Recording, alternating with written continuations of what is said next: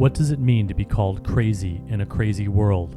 Listen to Madness Radio, Voices and Visions from Outside Mental Health, sponsored by peer-run support communities Freedom Center, the Icarus Project, and Portland Hearing Voices. Madness Radio can be heard on FM stations on the Pacifica Radio Network and is streaming, podcasting, and archived at madnessradio.net. Welcome to our new broadcast station, KBOO, in Portland, Oregon.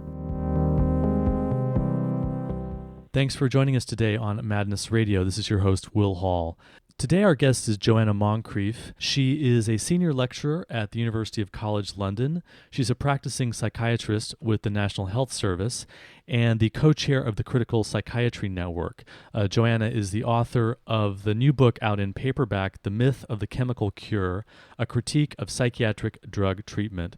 She's widely published in medical journals in the UK and Europe, and she was also one of the editorial advisors of the publication by the Icarus Project and the Freedom Center that I authored, the Harm Reduction Guide to Coming Off Psychiatric Drugs. So thank you for joining us today on Madness Radio, Joanna Moncrieff. Thank you. You're welcome. Well, your book, The Myth of the Chemical Cure, A Critique of Psychiatric Drug Treatment, is really excellent, detailed a look from a medical perspective on how drugs work and the myths and misunderstandings about what psychiatric drugs are all about. And we're going to be getting into that, and especially focusing on bipolar medications and bipolar disorder, especially lithium. Tell us about how you got interested in having a critical perspective on drugs and psychiatric treatments. Well, when I started working in psychiatric hospitals as a junior doctor, what struck me immediately is how drugs were absolutely central to the process of treatment. Almost everyone who came in as an inpatient, and most people who were seen as outpatients, were on at least one sort of medication, and most people were on numerous different sorts of medication. And from my perspective, an awful lot of it didn't seem to be making that much difference. It seemed to cause a lot of secondary problems, and yet other doctors had a completely different perspective and seemed to think it was wonderful and people were getting better and because of the drugs. So I was aware that there were very different points of view about drug treatment early on, and that made me want to go and find out more about it. And so what were some of the things that you've discovered and write about in your book? Well, one of the things that interested me was the history of drug treatment. And when I looked back to the beginning part and the middle part of the 20th century, it was obvious that drug treatment, although it was used, didn't excite as much attention and interest as it does nowadays. And people didn't really think that drugs were curing people. They didn't think that drugs were altering the fundamental underlying problem. And then from the 1950s, that started to change, and psychiatrists started to believe that the drugs they had really were affecting the underlying disorder and helping to reverse it and to bring people back to normal. And yet, there wasn't really any evidence for that change in point of view. So that's what I've been looking at in my book and in other papers. I've been looking at the evidence base for how we view psychiatric drug treatments today and what it is, trying to understand what it is that they actually do to people. Now, I guess the first drugs that were introduced sort of most famously was Thorazine, and it's an antipsychotic, a neuroleptic antipsychotic, and the real innovation with Thorazine was that essentially it's a tranquilizer that doesn't put people to sleep. That's essentially why it's so useful in psychiatry. Is that right? That's right, and what's interesting is that the first people who used chlorpromazine in psychiatry recognized this and wrote about this very clearly. They wrote about how chlorpromazine creates this neurological syndrome, some of them called it. You know, they're almost talking about how chlorpromazine creates a neurological disease. That's the medical term for... Chlorpromazine is the generic name for Thorazine. It was marketed as Thorazine in the United States and Largactil in the UK. Okay. So when chlorpromazine first came into use, the psychiatrists who were using it were very clear about what it was doing, and they described how it was producing this abnormal neurological syndrome that slowed people down and created this state of psychic indifference without just sedating people and sending people to sleep like the old sedatives had done. The barbiturates, which were used prior to Thorazine, had just made people very sleepy. So people thought it was a great breakthrough, but recognized that what it was doing was creating an abnormal neurological state. It wasn't just reversing an underlying disease. But then gradually that idea changed, and people started to believe instead that it was an antipsychotic and that it was somehow reversing the processes that were leading to the psychotic symptoms. They're basically still this tranquilizer, but it works more on the higher functions of the brain, and so people lose motivation. They become indifferent to what they're experiencing. I mean, I've been on antipsychotics. I was on Trilofan and Mellaril, which are some of the older drugs, and they were very much, I remember blacking out from when I was on Mellaril, just not having any consciousness at all. And then I remember just being very much like it was kind of like some kind of a vice or some kind of like a cotton or wool was on my mind, just totally sluggish and just was groggy and could not. But, I was wandering around and sitting and watching television and sort of being there in the hospital. Yes, that's a really good description.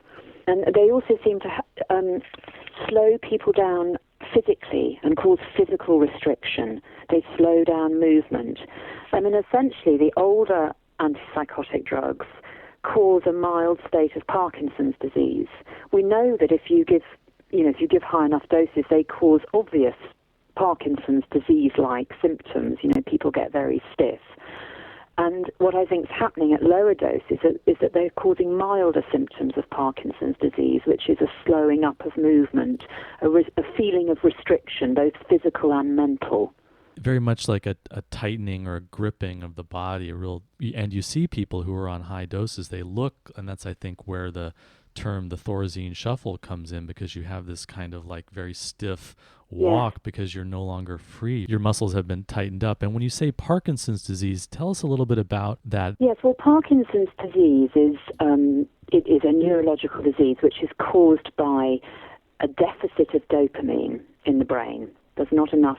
The brain isn't producing enough dopamine, and we need dopamine for movement and for thought. And so people with Parkinson's disease become stiff, and their movements slow up, and they lose their facial expression. And their thought processes slow up eventually as well. And the antipsychotics block dopamine production, and therefore they're inducing an artificial Parkinson's type state. And then when they became more widely used, that's when the idea of the dopamine hypothesis as causal for schizophrenia came in. Yes. Now that hypothesis followed from some experiments on haloperidol, and haloperidol is a very strong dopamine blocker.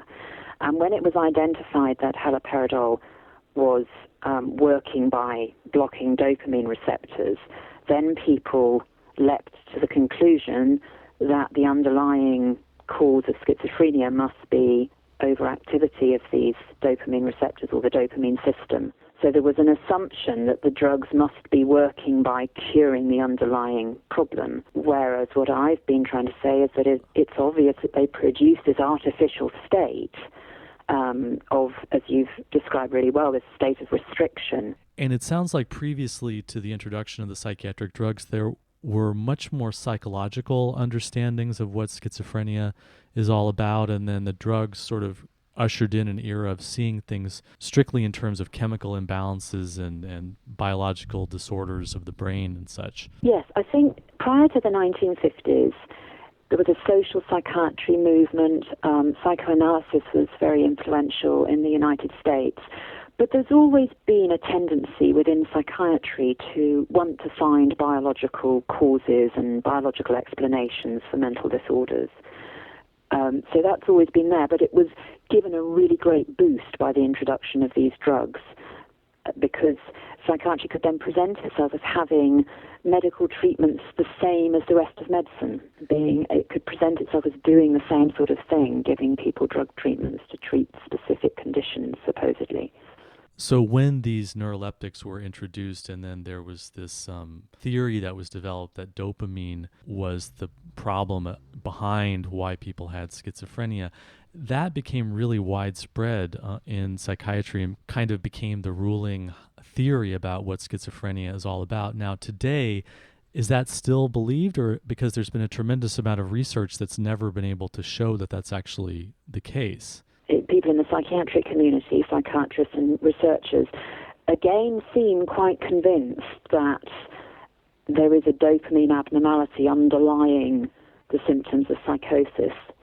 Even though, as you say, there's an awful lot of negative evidence, the positive evidence is completely inconsistent, and even evidence that's quoted in favor of it, like the idea that stimulants, people say that, we know that stimulant drugs like cocaine and amphetamine cause psychosis, and because they stimulate dopamine, therefore psychosis must be caused by dopamine. But in fact, when you look into this, stimulant drugs like amphetamines affect numerous neurotransmitter systems, numerous brain chemicals. It's not just dopamine they affect.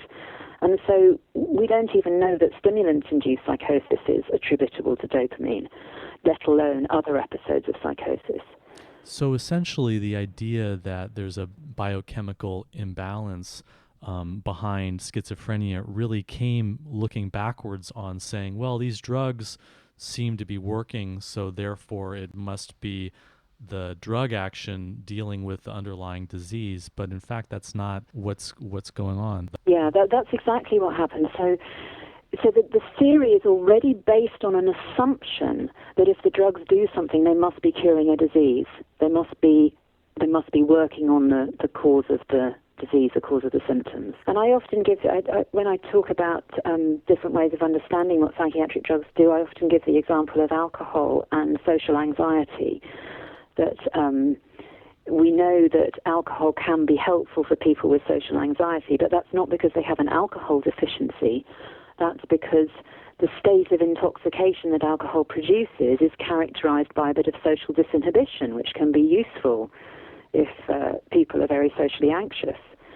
But it doesn't say anything about the cause of the anxiety, the original cause of the anxiety. Yeah, this is something that we talk about in the Harm Reduction Guide to Coming Off Psychiatric Drugs, and you discuss in detail in your book that actually this idea that there are recreational drugs on one hand and then they're way different, there are pharmaceutical psychiatric drugs on the other, and we actually don't even like to call those drugs, we call them medications, that the action is completely different. But what you're suggesting is that just like alcohol has a toxic effect, and so it causes chemical changes in your brain, gives you an intoxicated experience that for some people might be useful for them in, say, a social anxiety situation at a party or dealing with crowds or meeting people.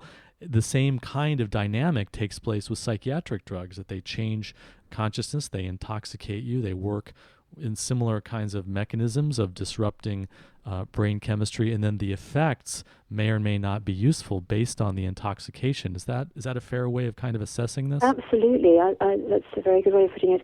I think that we should think of psychoactive drugs as including all the drugs we use in psychiatry and recreational drugs, and there's no fundamental distinction between them. What I often say, there's no fundamental distinction between the drugs we use in psychiatry, like antipsychotics and antidepressants, and the drugs that people take for recreational purposes, like alcohol, cannabis, stimulants, etc. What I often say, though, is that people take recreational drugs because they have nice effects, they make people feel good. Most psychiatric drugs don't make people feel good, they make people feel quite bad. But that doesn't mean that they're not having psychoactive effects. They're just they're producing a different sort of state, which most people don't like that much. Yeah, and we also know that with the recreational drugs, a lot of times people are taking them for emotional, psychological, social coping. So they're kind of like they're medicating themselves or allowing themselves to be productive or effective. But the difference, of course, is that in psychiatry, you have this huge institutional authority machinery that's saying, wait a second here, there's this underlying disease and disorder, and the medications are treating it or dealing with it. As you're saying, the thing that I think we're doing wrong at the moment is we're not understanding psychiatric drugs as drugs. We've got to understand them as drugs, as chemical substances that are alien to the body, that create an artificial state. It might be useful to take them, but whenever you take a drug of any sort, there are all sorts of dangers and hazards. and we need to treat them with that sort of, with respect. We need to understand them.